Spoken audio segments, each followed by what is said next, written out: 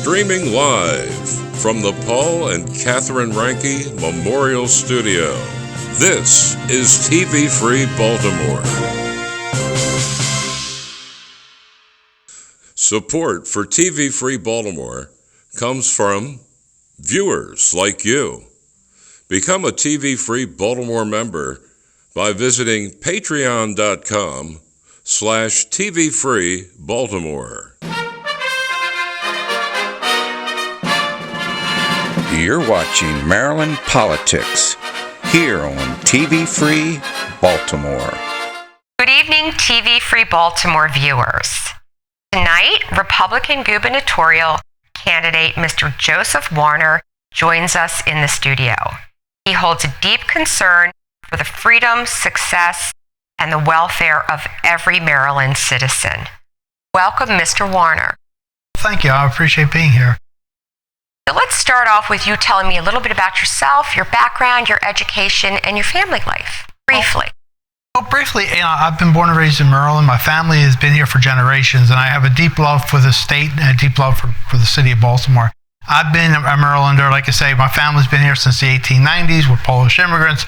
Love this state, and I just felt we were going in the wrong direction. What I see at the national level and the state level, and I feel that when schools are performing at such a poor rate, and you're being controlled by the government more and more, we're losing so many of our freedoms. That's why I needed to get involved. I felt like I will join into this now. I believe in just having freedom of choice, school choice, the freedom to, if you want to have a Second Amendment, carry a weapon, be safe in the streets. So that's why I really thought we were losing all these, let's say, freedoms. And I felt I needed to get involved. Okay. So I know that the Second Amendment is extremely important to your platform. So let's talk pro-Constitution and why you feel the Second Amendment is so important. Well, the Second Amendment was put in place because it was supposed to keep us free from a controlling government. I've seen this before where they're carjacking and someone produces a weapon and there's no injuries. It just de-escalates the situation. And when you take away weapons from people, you see every totalitarian state, from the Nazis to the communists, took away people's weapons. Why should we go down that path? It's part of the Constitution because it was vital to other freedoms. The Constitution doesn't give you freedom. It doesn't give you the right to be. It limits the government's power over you. You have God-given rights. And the Constitution is there to say to the government, we will let you do these things, but not this. And to be able to defend yourself or to hunt in Europe, you couldn't get permission, or you had to get permission from the king to hunt on his property. Let's transition into crime and the skyrocketing crime rate in Baltimore County, all over the state of Maryland, all over the country for that matter. I was with a group of women, and we were talking about how some of them are afraid to go to Towson, afraid to go to restaurants and to places shopping in Towson. So as governor, what would you specifically intend to do to fight the skyrocketing crime problem we now see every day on the news? Well, right now, the reason we have so much crime is because we're not really punishing the repeat offenders. You can see time and time again when someone commits a murder, they've been arrested sometimes up to 80 times. Can you imagine arresting someone 80 times? They had this, there's a Canton murder, if you remember back when the bartender was murdered in Canton. And the police said, we've arrested this suspect something like 6 times. We've arrested him for the last charge was attempted murder. And he was put back out on the street, and now he killed someone. Like in Florida, if you commit a crime with a gun, if you have a gun, you go to prison for 5 years. If you're selling drugs, I could say there's halfway houses and other things we can do for you. If you have a gun, you go to prison for 5 years. If you pull the gun, 10 years. If you discharge it, it's 15 on top of everything else. What you want to do is get the violent offenders off the streets. And if you have people with legal handguns, it reduces crime. Also, all the illegal guns are still going to be there. If you make guns, you can make them as illegal as you want. The criminals are still going to have access to the weapons. What you want to do is get violent offenders off the street.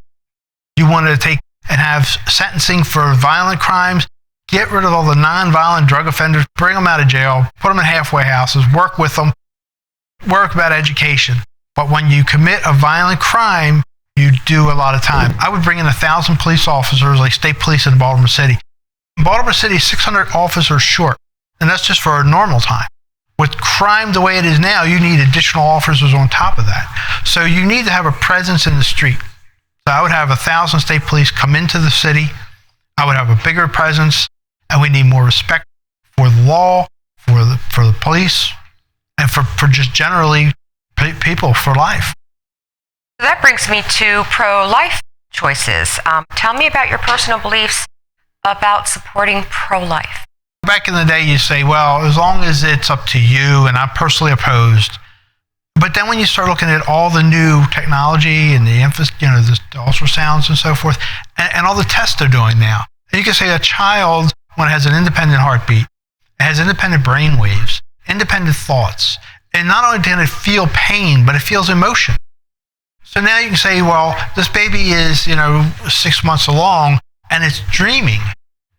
So when you have a being that dreams, that feels pain, that feels emotional feelings, bonds with the mother, exchange genes with the mother, which we know now that it affects both the mother and the child are kind of bonded at a biological level for decades after the birth. So you say that, how can you not see that as being an independent human being? How can you not see that as a life? And when you kill that, you're killing a life. When you take that child and you abort it, one, it's feeling pain. Two, it has the emotional stress. That should be an independent person and should have a right to life. And I think that's all part of the disrespect of life. When you go with old people and you say, oh, they're sick, you can let them die, you can get into euthanasia, you can then, where do you stop? It's a slippery slope, and where do you stop? Oh, that person's just not quite perfect, or this person has mental illness, or this person has these diseases, and next thing you start picking and choosing who you can kill. That's the way it works. I mean, I know they say, oh, there's no such thing as a slippery slope, but it's true, it does happen. And I think that what we know now about life, and we know now about children, about that child in the womb, that child has a right to have the protection of the Constitution and just to have the right to be an individual. At this point, it is an individual. You can't kill that individual. That's why I'm very much opposed. That's why I'm pro-life. So you were involved and worked on the drafting of the first copy of the charter school bill. Can you tell us a little bit about that, and what's that all about? Well, when I was in D.C. and I was going to law school, I was an intern with Hilda Mason. And Hilda Mason believed in school choice. And so I was the intern who wrote the charter school bill. I was the one who first started that. I did all the research, and Councilmember Lightfoot and Councilmember Hilda Mason was all for that. And we had school choice in D.C. up until the Obama administration. So D.C. was quite liberal, yet they believed in school choice. When you have high schools in Baltimore where the children, only 2% are performing at grade level, and you've got a stranglehold on the schools because of unions and politicians. And if you want to take your child and educate them the way you want to, you're already paid massive amounts of taxes. Why shouldn't you get back part of that? In which, talking about charter schools or voucher schools is the way I put it, is that you should get, let's say, 80% back. If they're spending $20,000 a year on a child, you should get $16,000 in a voucher, and you can take that child any school you want. Now they say, well, maybe I can't trust parents to teach their children. What's going to happen with them is that they're not going to have the same education as they get in public school. And the city or the county or the government wants to control your child. Well, when you say in Baltimore City, like Patterson High School, 2% of the children are reading at grade level. How could these private schools be any worse? And I think they'd be safer. And, if you're in a city, excellence in education is the important thing.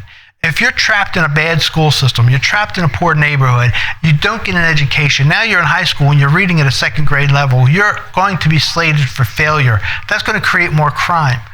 If you take and say, here's a charter school, here's a voucher, and everyone in the city has $16,000, let's say, a year to to spend on their education. They get to choose where they go, or their parents get to choose. You will see good schools. You will see new and experimental schools moving into the city because people will follow the money. Let the money follow the child, and you will see good educational institutions following the money. They will come into the city. And then you break the cycle of poverty and crime. So I take it then you would be pro homeschooling? Definitely. If that's one of your choices, you can homeschool. I think like what we should really do is experiment with or go to like Hopkins and a number of other universities and say, we've had the same school system now for 100 years. Our society has changed, our economy has changed, we've got computers, we've got a whole new set of rules as far as how we live. Why shouldn't the schools change also? We don't need some big building where we send all our children and they march to the same steps and we get them ready to go off and work in a factory. Because we're not going to be in factories anymore. They need to have critical thinking. They need to be creative. But if you want to homeschool your child, or what they call group schools, you can have your children, or you can maybe get a group of 20, 30 students together, and you can educate them in your neighborhood. So that should be one of the many options. But that's something we have to do is start to think outside the box to help our children. That's where I say vouchers help, because you're not going to get anything different from the same old school system, the same old unions, the same old government officials. You've mentioned unions a few times. Tell me your feelings about the impact that the teachers' unions and politicians have had, specifically during the last 2 years with COVID, shutdowns, mask mandates, etc. It's very sad because you look at all the studies in the Johns Hopkins study, and they say that the lockdowns and the masks didn't really help anything, but they actually hurt. When you take a little child and you stick a mask on them, they can't see people's faces. It hurts them emotionally. Also, when we looked at back what happened with the children, very few children ever got seriously sick with COVID. Anyone under the age of 30 really didn't get sick. The vast majority of people who had died from COVID were old, were seniors, over 50, and had other comorbidities. So when they say to someone, well, this many people have COVID or died of COVID or in the hospital, it's how many are in the hospital because of COVID and how many are in the hospital that just happen to have COVID. The little children had more of a fear, or was more opportunity to die of the flu than of COVID. Yet we acted so crazy over COVID because it was a way to control and get more money. Look at the schools. We dumped billions of extra dollars into the school system. These little children have emotional problems and stunted growth because of the mask mandates. They're paranoid as can be because of COVID. I loved when Roosevelt said, you had nothing to fear but fear itself. And all of a sudden, the last 2 years, the government did nothing but pander and peddle fear. And he started with your little children to get control of them. I'll make you wear a mask. I'll make you get a shot. I'm against mask mandates. I was against the school lockdowns. All the studies show that they did no good. And against the mandatory vaccines. I personally got vaccinated. But there's a lot of people who cannot get vaccinated. They're allergic to the thing. And also, they've hid the facts. I love the fact that they say, okay, we have all this data. What happens when you get vaccinated? But they're hiding it. The CDC, and we're putting billions of dollars into pharmaceutical companies. That's all we're doing. We're making a few pharmaceutical companies very wealthy and not telling you about the downsides of these vaccines. And I would personally not vaccinate anyone under the age of 20, and I wouldn't recommend it for anyone under the age of 30. And I would not vaccinate any school-age children. Now, if you're the parent, you want to vaccinate your child, that's up to you. Go ahead and do it. I wouldn't recommend it, and I certainly wouldn't mandate it. And I think that these schools really use this to get power, control, and money out of the hands of the public. I don't think that was for the children. It wasn't for the children. It was all about the unions and the powerful and the politicians. If elected governor, what kinds of specific education reforms would you want to implement? Well, I think right off charter schools or voucher schools. And we have school choice. Also, through the experimentation of school choice, you're going to find different schools, different programs, what works for people. Also, I'd make school more relevant to the modern day world. I would have counselors in the school talk about emotional services for the children, talk about creative services. You're going to have creative thinking, and critical thinking is more important than just memorizing a few numbers. With computers and the internet, you have a child that has access to everything. Now, what they do with it's important. How they think is important. You don't want to teach them how or what to think, but you want to teach them how to think critically and let them decide. Also, is make it more relevant to what's happening in our world today. But the first thing I would do is vouchers and charter schools. All right. So obviously the shutdowns and the mandates affected our children. It also affected our small businesses in the state of Maryland. How did you feel about those shutdowns? And would you have done something different if you were governor at the time? Definitely, I would have. I feel like they shut down all these little businesses, and we're part of a small business. My wife is, and we saw what it did to people and to the businesses. Yet they left Walmart open. Liquor stores were open. They shut down the churches, but they left liquor stores open. They have Amazon delivering product to you. They let these giant corporations work, but small businesses were just about wiped out. There's a lot of jobs in the small business sector. There's a lot of independent people in the small business sector. By closing them down, by hurting them, you basically fed into an unfortunate one-party system, the Democrats, to have more control over you. But I would not have been for any of those shutdowns. And it's funny because when you look at the way my wife does nails and in this beauty industry, how many seniors, how many women would come in and say to my wife, I just feel so much more like normal that you're here now. It was just so difficult. It's not, you would think, oh, come on, that's not a big deal. Once a month, though, it makes someone feel comfortable and beautiful and happy, but they got a routine too. And by shutting down businesses, you broke a lot of people's routines, and especially older people. You really damage them emotionally too. I bet you a lot more people, older people, have died because of the loneliness or because of the breakup in the routine. And that wasn't taken into consideration. And also, you put so much stress on the small business owner. You still have to pay your rent, but your business is shut down. It was crazy. I just think that I would not have shut down the schools. You can look at DeSantis in Florida. I wouldn't have shut down businesses. And, you were labeled, oh my God, you're going to kill someone. You're trying to kill people. And now we see that the shutdowns, the lockdowns, and the mandates killed more people than shutting down business. And they didn't shut down business during the Great Flu. They didn't shut down businesses even when they had, back then the Black Death. People learned to work with it. There's things you can do, but I would not. Right now, I would not shut down businesses. Do you have anything specific in mind as governor that would specifically support small businesses? We have to do it with some of the regulations. There's a lot of regulations, and I see that in my little business. So you would be a little more lenient. Get rid of some of these regulations. Some of them are just redundant and foolish. Also, taxes. You can't believe the amount of tax a small business will pay. And also the employment tax. When the unemployment tax went up because of COVID. So now, not only were you shut down, but now you're paying higher rates of unemployment for your employees that work with you now. So it hurts the business and cuts into their profit. And with what we have with inflation, and what we have going on with higher taxes, what we have going on with all the regulations, when you pay that little extra of unemployment tax, it could be what takes you out of business. I would work with small business owners, and also, when it comes to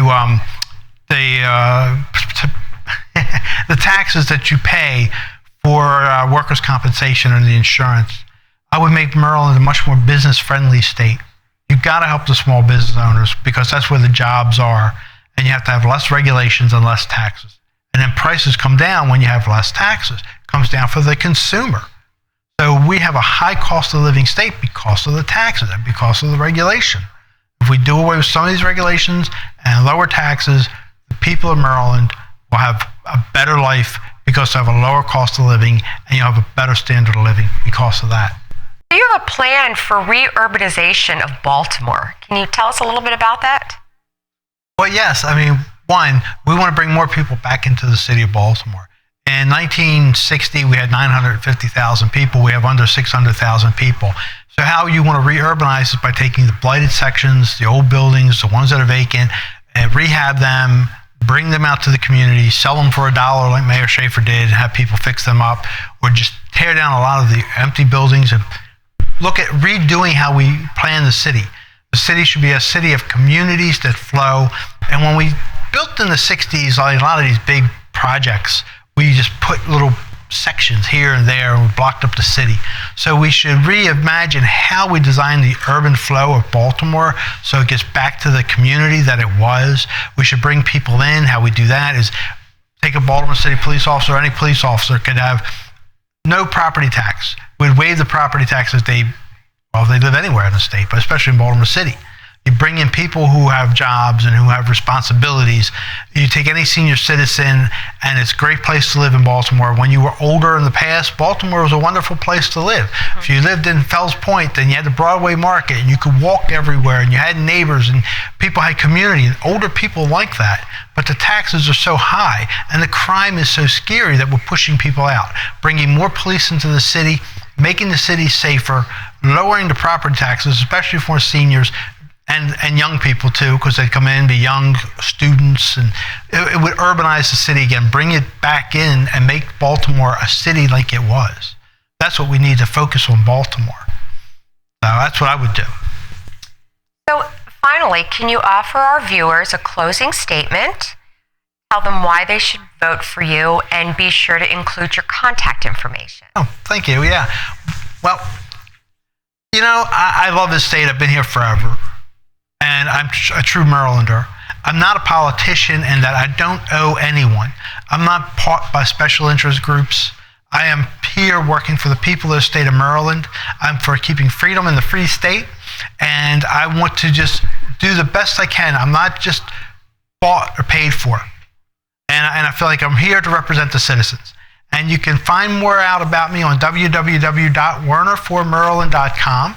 And you can make donations on there, or I'm going to be putting other things on the site. And just give me any kind of input. Well, thank you very much for spending time with us this evening, and good luck on your campaign. Thank you. And thank you for joining us at Maryland Politics. Please like and subscribe to our YouTube TV Free Baltimore channel. I am your host, Louise Baker. Stay safe, take care, and please join us for our next interview. Bye.